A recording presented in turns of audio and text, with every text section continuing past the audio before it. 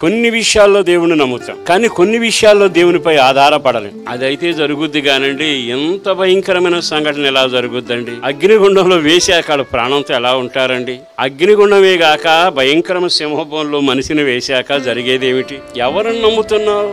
ఎవరి మీద నమ్మకం ఉంచావు? నీ నమ్మకం కంటే నువ్వు నమ్మకం ఉంచే వ్యక్తి గొప్పవాడు. ఆయన ఎవరో తెలుసా? ఉన్నవి లేనట్టు, లేని ఉన్నట్టు చేయగలిగినవాడు. నువ్వు నమ్మదగినవాడు కాకపోయినా ఆయన నమ్మదగినవాడు. ఆయన ఎవరో తెలుసా?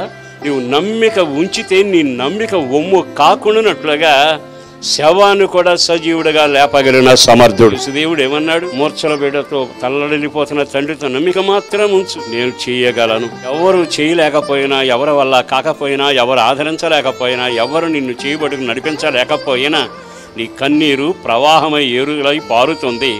ఆ ప్రవాహంలో దేవుని సహాయం నీ దగ్గరకు రాబోతుంది. కన్నీడి ప్రార్థన గొప్ప కార్యాన్ని చేసి పెడుతుంది.